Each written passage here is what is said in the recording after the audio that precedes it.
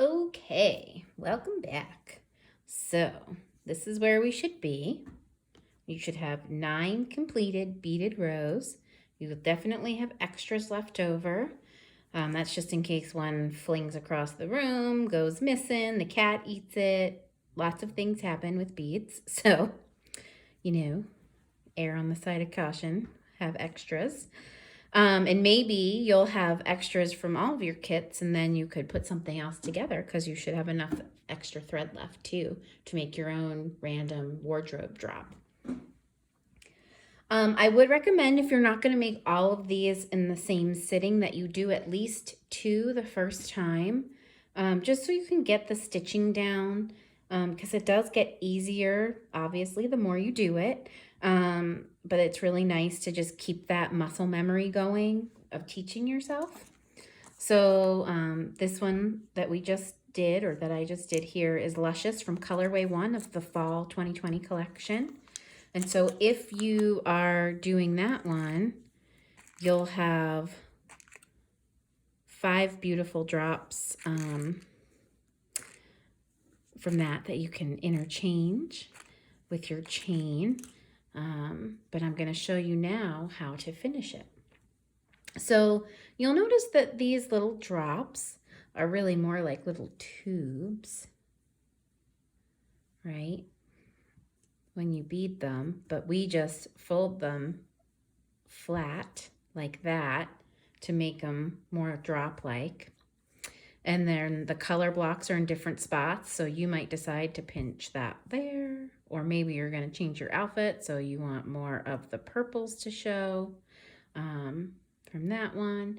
So that's really nice about this. The thread that we're using is called KO thread, which is Kevlar thread, and it's specifically made for the delicas that we're using, size 11 delicas, because delicas are a little sharper than the Czechoslovakian glass seed beads. So we're using Japanese Miyuki delicas. And the KO thread we sell in spools on the website, bathingbeautiesbeads.com. We also sell the needles that we're using today. We sell the scissors, the bead mats. You can get the bead mats and the scissors in a really great kit. That's the camping kit that comes with all the tools, the glue, the knotting tweezers, everything you need for all of our projects that we are posting on our website. So it's pretty awesome. Or you can buy items individually. So I would encourage you to take a peek at the website. And then if you purchased a kit from us, then there should have been a little treat inside your bag giving you a discount on the web. So that's pretty sweet too. Okay, so let's finish this up. All right, so we've got our tail here, right? Then we've got our thread through our needle on the other side because nobody cut anything, correct? Okay, so now we're gonna do something that's called zipping it up. So you've got your written directions, and like I say in the directions, these are definitely to go along with the video. So it's not something, once you get the hang of it, you might be able to go back to this and just use this to help recall your memory from the video.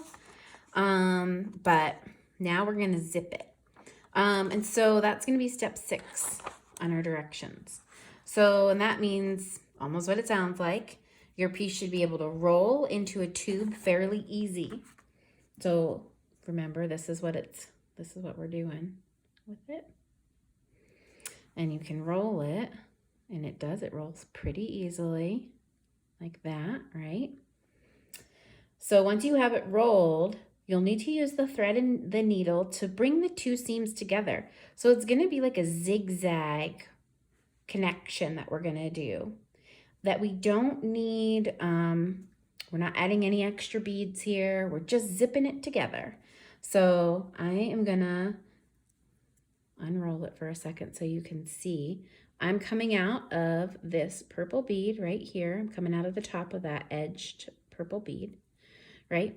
So I'm bringing this together. You can almost see how these beads fall into place. They just kind of nestle right into each other. So at this first moment, I'm going to cross over into that rust colored bead. At the same time, I'm going to go back over to the other purple bead. Not the one I came out of, but the one that's right next to it that fits right into the nook. So and you'll start to see where this zip is happening. Be careful not to get your tail sucked into that like I just did. So I'm just going to pull it out really fast. There we go. So we're zipping things up, right? So once you get those first two pieces done, you can start to see how much easier this is going to get, right? Because now I want to go into the rust colored one. And now I'm going to go into the purple colored one. And these are the ones that look like they're just going to fit right into the nooks next to each other. Because they do. They fit right into each other.